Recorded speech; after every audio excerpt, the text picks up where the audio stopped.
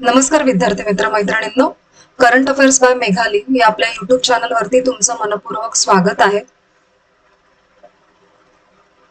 इथे आपण daily current अफेअर्सचे important questions पाहत असतो, जे तुम्हाला आपल्या येत्या एमपीएससीच्या सर्व एक्झाम्समध्ये, सरळ सेवा आणि केंद्रीय परीक्षांमध्ये नक्कीच पाहायला मिळतील. त्यामुळे आपल्या चॅनलवरती जर तुम्ही पहिल्यांदा आले असाल तर चॅनलला लाईक करा, जास्तीत जास्त विद्यार्थ्यांना आपला चॅनल शेअर करा आणि सबस्क्राईबही करा. महत्वाची गोष्ट म्हणजे लेक्चर पूर्ण पहा, यातला एकही प्रश्न स्किप करू नका. तर पाहूयात आजच्या म्हणजेच 3 जून 2026च्या चालू घडामोडी. प्रश्न पहिला, 3 जून रोजी कोणता आंतरराष्ट्रीय दिवस साजरा केला जात असतो? तर या प्रश्नाचे योग्य उत्तर आहे पर्याय क्रमांक बी, जागतिक सायकल दिन 3 जून रोजी असतो. महत्वाचे पॉइंट्स पहा प्रश्नाचे. 3 जून हा जागतिक सायकल दिन म्हणून साजरा करतात. हा दिवस सायकल सारख्या पर्यावरणपूरक आणि शाश्वत वाहतुकीच्या महत्वावरती प्रकाश टाकतो. संयुक्त राष्ट्राने जागतिक सायकल दिन जाहीर केलेला आहे आणि सायकलला शाश्वत विकासाचं महत्वाचं साधन मानलं जातं. सायकलिंगमुळे केवळ कार्बन उत्सर्जन कमी होत नाही तर आरोग्यही चांगलं राहतं, हे या माध्यमातून सांगायचं आहे. पुढील प्रश्न दुसरा. एअर मार्शल तरुण चौधरी यांनी कोणत्या कमांडचे air officer commanding in chief पद स्वीकारलेलं आहे? असा प्रश्न. तर या प्रश्नाचं योग्य उत्तर आहे पर्याय क्रमांक सी, सेंट्रल एअर कमांड या पदावरती त्यांची नियुक्ती झालेली आहे. महत्वाचे पॉइंट्स पहा.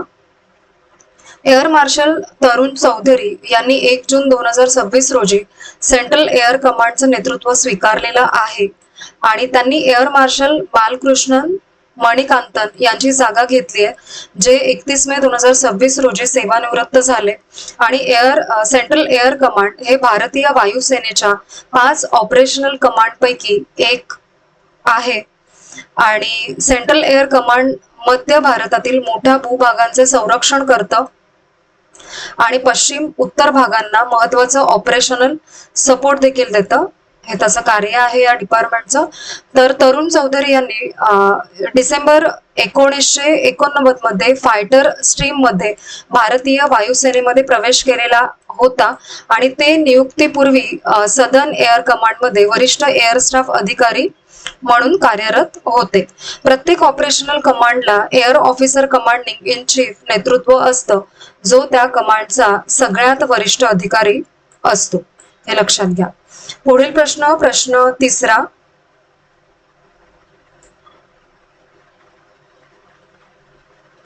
भारताचे सरन्यायाधीश सूर्यकांत यांनी किती नव्या सर्वोच्च न्यायाधीशांना शपथ दिलेली आहे नुकतीच? तर या प्रश्नाचं योग्य उत्तर आहे पर्याय क्रमांक सी, 5 न्यायाधीश. महत्वाचे पॉइंट्स पहा या प्रश्नाचे. भारताचे सरन्यायाधीश सूर्यकांत यांनी सर्वोच्च न्यायालयातील 5 नव्या न्यायाधीशांना शपथ दिलेली आहे. शपथविधी नवी दिल्ली येथे पार पडलाय. न्यायमूर्ती शील नागू, श्री चंद्रशेखर, संजीव सचदेव, अरुण पल्ली आणि वरिष्ठ वकील व्ही मोहन यांनी शपथ न्यायाधीश म्हणून यांची नियुक्ती झाली आणि केंद्र सरकारने या नियुक्तीला मंजुरी देखील दिलेली आहे. या नियुक्त्या सर्वोच्च न्यायालयाच्या कोलेजियमच्या शिफारसीनुसार झालेल्या असून 22 मे 2026 आणि 27 मे 2026 रोजी झालेल्या बैठकीमध्ये यांची नियुक्ती करण्यात आलेली होती. केंद्रीय कायदा मंत्री अर्जुन राम मेघवाल यांनी या नियुक्तीची माहिती दिली आणि राष्ट्रपती द्रौपदी मुर्मू यांनी त्यांना मान्यता दिलेली आहे. या अध्यादेशामुळे सर्वोच्च न्यायालयीन न्यायाधीशांची संख्या आता 34 वरून 38 इतकी झालेली आहे आणि त्यात सरन्यायाधीशांचाही समावेश आहे. हे लक्षात घ्या. पुढील प्रश्न चौथा. स्वच्छ गाव सुरक्षित जलवायू अभियान चं उद्घाटन कोणी केलेलं आहे? असा प्रश्न. याचं योग्य उत्तर आहे पर्याय क्रमांक ए, CR पाटील यांनी. महत्वाचे पॉइंट्स पहा.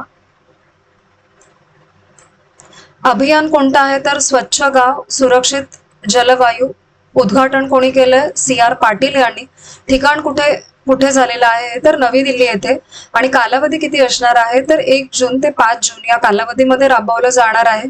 आणि याच्यामध्ये एक विशेष उपक्रम राबवला गेलेला आहे ते म्हणजे एक पेड माँ के नाम असं हिंदीमध्ये या न्यूजमध्ये मेन्शन केलेलं होतं. मी तसंच इथे मेन्शन केलेलं आहे तसं. ठीक आहे. तर अभियानाची अंमलबजावणी DDWS मार्फत करण्यात आलेली आहे. आणि अभियानाचा प्रमुख उद्दिष्ट पर्यावरण संरक्षणाबाबत जागरूकता निर्माण करणं असा आहे. आणि अभियानामध्ये 4 स्तरीय स्त्रोत विभाजनावरती भर देण्यात आलाय.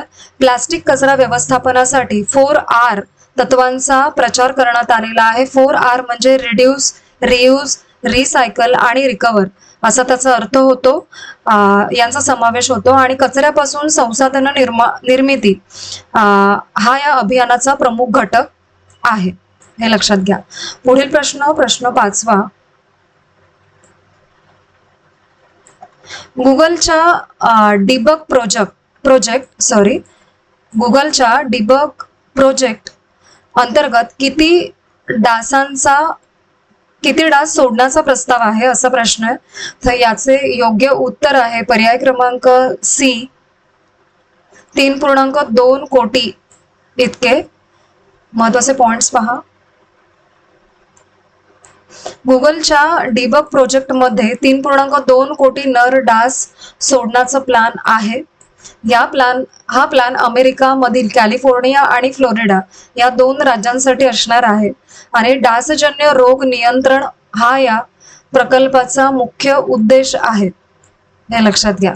आणि यात एडिस इजिप्ती या डास प्रजातीवरती फोकस केला, कारण डेंग्यू आणि झिका रोग हेच डास पसरवत असतात. आणि डिबग प्रोजेक्ट वोल्बाकिया या नैसर्गिक जीवाणूंनी संक्रमित नर डास सोडले जातात. आणि EPA हे प्रकल्पाचे मूल्यांकन करत आहे. आणि त्यांनी 5 जून 2026 पर्यंत जनतेकडून मतं मागितलेली आहेत या प्रोजेक्ट संबंधी. आणि या प्रकल्पामध्ये AI, रोबोटिक्स आणि ऑटोमेशन तंत्रज्ञान देखील वापरलं जात आहे. आणि सिंगापूरमध्ये याच तंत्रज्ञानामुळे डासांची जी काही संख्या आहे ना ती 90% पर्यंत कमी झाली. म्हणजे ऑलरेडी असा प्रयोग सिंगापूरमध्ये केला गेलेला आहे. ठीक आहे. आणि आता पुन्हा अमेरिकेमध्ये तसा केला जातोय. पुढील प्रश्न 6वा.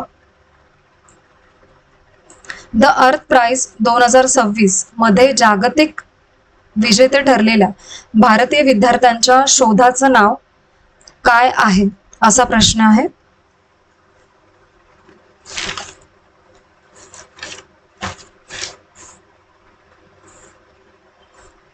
या प्रश्नाचं योग्य उत्तर आहे पर्याय क्रमांक A, प्लास्टिक असं त्या शोधाचं नाव आहे. महत्वाचे पॉइंट्स पहा. भारतीय विद्यार्थ्यांनी द अर्थ प्राइज 2026 जिंकून जागतिक पातळीवरती नाव मिळवलेलं आहे. विवान छावछरिया, आर्यन अग्रवाल आणि अव्याना मेहता हे विजेते आहेत यामध्ये. आणि ते सगळे 16 वर्षांचे आहेत. प्लास्टिक हे चिंचेच्या बियांच्या कचऱ्यापासून बनते. चिंच ही शेंगवर्गीय झाड आहे. आणि प्लास्टिक पावडर पाण्याच्या मायक्रोप्लास्टिक कणांना आकर्षित करते, त्यामुळे कण गुठळ्यांमध्ये रूपांतरित होतात. आणि या गुठळ्या हातातल्या चुंबकाने सहज काढता येतात.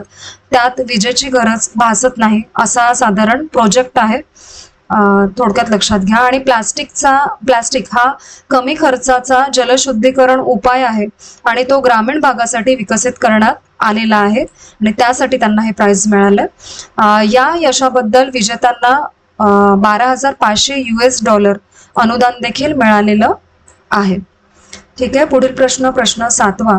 लडाखमध्ये 15 कॉमन फॅसिलिटी सेंटर्सचं उद्घाटन कोणी केलेलं आहे तर या प्रश्नाचं योग्य उत्तर आहे पर्याय क्रमांक B, विनय कुमार सक्सेना यांनी. महत्वाचे पॉइंट्स पहा. लडाखमध्ये 15 कॉमन फॅसिलिटी सेंटरचं उद्घाटन 2 जून 2026 ला झालेलं आहे. हे उद्घाटन विनय कुमार सक्सेना लडाखचे जे नायब राज्यपाल आहेत त्यांनी केलेलं आहे. आणि कॉमन फॅसिलिटी सेंटर्स म्हणजे सामायिक कामाचं ठिकाण होय, जिथे विणकर, कारागीर आणि शिंपी काम करतात. ओके. आणि महिलांचे स्वयंसहाय्यक गटही या केंद्राचा वापर करतात आणि त्यांना देखील याचा फायदा होतो. या CFC मध्ये आधुनिक उत्पादन सुविधा असतात, त्यामुळे उत्पादनाची गुणवत्ता देखील सुधारते. ग्रामीण भागातील उद्योजकतेला यामुळे चांगली चालना मिळते. गावातील लोकांना स्वयंरोजगारासाठी नव्या संधी यातून उपलब्ध होतात. आणि लडाख हे 31 ऑक्टोबर 2019 रोजी केंद्रशासित प्रदेश झालेलं आहे. ठीक आहे. पुढील प्रश्न, प्रश्न 8वा. इंडियाज फर्स्ट ऑलिम्पिक गोल्ड या पुस्तकाचे लेखक कोण आहेत असा प्रश्न आहे. याचं योग्य उत्तर आहे पर्याय क्रमांक डी. एक मिनिट. पर्याय क्रमांक डी, के अरुमुगम असं त्यांचं नाव आहे. महत्वाचे पॉइंट्स पहा. इंडियाज फर्स्ट ऑलिम्पिक गोल्ड हे पुस्तक 2026 मध्ये प्रसिद्ध झालंय. के अरुमुगम हे या पुस्तकाचे पुस्तक यांनी लिहिलेलं आहे. ते हॉकीच्या इतिहासाचे जाणकार मानले जातात. आणि पुस्तक 1928 सालच्या ॲम्स्टरडॅम ऑलिम्पिक मधील भारताच्या विजयावरती आधारलेलं आहे. ठीक आहे. आणि 1928च्या ऑलिम्पिक स्पर्धेचं आयोजन ॲम्स्टरडॅम नेदरलँड्स मध्ये झालेलं होतं. आणि या पुस्तकामध्ये महान खेळाडू ध्यानचंद यांच्या उदयाची गोष्ट आहे. त्यांना भारतीय हॉकीचा जादूगार म्हणतात. आणि पुस्तकात त्या काळातील दुर्मिळ ऐतिहासिक छायाचित्र आणि वृत्तपत्रांची कात्रणं देखील आढळतात. भारतीय संघाला फक्त मैदानावरच नव्हे तर आर्थिक अडचणींना सामोरे जावं लागलं त्यावेळेस त्याचंही वर्णन या पुस्तकामध्ये आढळून येतं. ओके. पुढील प्रश्न, प्रश्न 9वा. प्रधानमंत्री आवास योजना ग्रामीण अंतर्गत 28 मे 2026 रोजी किती निधी मंजूर करण्यात आलेला आहे असा प्रश्न. योग्य उत्तर आहे याचं पर्याय क्रमांक सी, 10,021.42 कोटी इतका निधी. महत्वाचे पॉइंट्स पहा. 28 मे 2026 रोजी प्रधानमंत्री आवास योजना ग्रामीण अंतर्गत 10,021.42 कोटींच्या निधीला मंजुरी मिळालेली आहे. आणि हा निधी आर्थिक वर्ष 2026-27 साठी पहिल्या हप्त्यापोटी मंजूर झालेला आहे.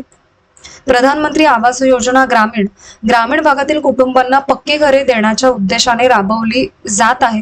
ही योजना ग्रामीण विकास मंत्रालयाद्वारे देशभर चालते आहे. हाऊसिंग फॉर ऑल म्हणजे सर्वांसाठी घरे हा या योजनेचा मुख्य हेतू आहे. आणि हे जे लक्ष्य आहे ते मार्च 2029 पर्यंत गाठायचं आहे. एकूण 4.91 कोटी घरांना मंजुरी मिळाली आहे. मे 2026 पर्यंत 3.05 कोटींपेक्षा जास्त घरं आतापर्यंत बांधून देण्यात आलेली आहेत. आणि यावेळी मंजूर झालेला निधी 12 राज्यांना मिळणार आहे. ओके. पुढील प्रश्न, प्रश्न 10वा. मुंबई उच्च न्यायालयाचे नवीन प्रभारी मुख्य न्यायमूर्ती म्हणजे ऍक्टिंग चीफ जस्टिस कोण बनलेले आहेत सध्या. तर याचं योग्य उत्तर आहे पर्याय क्रमांक ए, रवींद्र विठ्ठलराव घुगे असं त्यांचं नाव आहे. महत्वाचे पॉइंट्स पहा. न्यायमूर्ती श्री चंद्रशेखर यांच्या सर्वोच्च न्यायालयातील नियुक्तीनंतर मुंबई उच्च न्यायालयाचे वरिष्ठ न्यायमूर्ती रवींद्र विठ्ठलराव घुगे हे मुंबई हायकोर्टचे नवीन प्रभारी मुख्य न्यायमूर्ती म्हणून कार्यभार सांभाळणार आहेत. त्यांचा जन्म 9 जुलै 1966 रोजी झालेला असून त्यांनी कोल्हापूर आणि छत्रपती संभाजीनगर येथे कायद्याचं शिक्षण घेतलेलं आहे. 1990 पासून त्यांनी उच्च न्यायालय आणि औद्योगिक न्यायालयांमध्ये वकिली केलेली असून कामगार संघटनांचे प्रतिनिधित्वही त्यांनी केलेले आहे. ठीक आहे. पुढील प्रश्न, प्रश्न 11वा. फिफा विश्वचषक 2026 चे भारतातील प्रसारण हक्क कोणाला मिळालेत तर या प्रश्नाचं योग्य उत्तर आहे पर्याय क्रमांक बी, झी एंटरटेनमेंट यांना. महत्वाचे पॉइंट्स पहा. Zee entertainment FIFA World Cup 2026चे भारतामध्ये प्रसारण हक्क त्यांनी मिळवलेले आहेत. 2026 ते 2034 या काळामध्ये झीला 39 फिफा स्पर्धांचे हक्क मिळालेले आहेत आणि फिफा विश्वचषक 2026 ची सुरुवात 11 जून 2026 रोजी होणार आहे आणि या वेळेला विश्वचषक अमेरिका, कॅनडा आणि मेक्सिको या तीन देश मिळून आयोजित करणार आहेत. फिफा वुमन्स वर्ल्ड कप 2027 सुद्धा या करारात समाविष्ट आहे आणि फिफा वर्ल्ड कप 2030 चेही हक्क झीकडेच असणार आहेत. झीने फिफा सोबत पहिल्यांदाच अशा प्रकारचा करार केलेला आहे. ओके, पुढील प्रश्न 12वा आणि आजचा आपला शेवटचा प्रश्न. NFHS 6 नुसार उंचीनुसार कमी वजन मध्ये भारतात प्रथम क्रमांकावरती कोणतं राज्य आहे, असा प्रश्न आहे. याचा फुल फॉर्म आहे national family health survey. Okay, हे लक्षात ठेवा. तर याचं योग्य उत्तर आहे पर्याय क्रमांक डी, मध्य प्रदेश. महत्वाचे पॉइंट्स पहा. NFHS 6 सर्वेक्षण 2023-24 मध्ये मध्य प्रदेशामध्ये वास्टिंगचं प्रमाण 23.8% असून देशामध्ये सगळ्यात जास्त आहे आणि राष्ट्रीय वास्टिंग सरासरी 19% इतकी आहे. अंडरवेट मुलांचे प्रमाण मध्य प्रदेशमध्ये 39.7% इतकं आहे आणि या बाबतीमध्ये राज्य म्हणजे मध्य प्रदेश हे देशात दुसऱ्या क्रमांकावरती आहे. झारखंड प्रथम क्रमांकावरती असून तिथे अंडरवेट मुलांचं प्रमाण 41.1% इतकं आहे आणि 6 ते 23 महिन्यातील फक्त 12 मुलांना मिनिमम ॲक्सेप्टेबल डाएट तिथे मिळतो आणि ग्रामीण मध्य प्रदेशामध्ये अंडरवेट मुलांचं प्रमाण जवळजवळ 42% इतकं आहे. वास्टिंग म्हणजे उंचीनुसार कमी वजन असा त्याचा अर्थ आहे आणि मध्य प्रदेशामध्ये डबल बर्डन ऑफ मालन्यूट्रिशन दिसतं. ठीक आहे, तर आजचे आपले 3 जून 2026चे डेली करंट अफेअर्स पाहून झालेले आहेत. एकच विनंती आहे की लेक्चर शेवटपर्यंत पाहत चला आणि आजचे लेक्चर तुम्ही शेवटपर्यंत पाहिलेच असेल त्याबद्दल थँक्यू सो मच.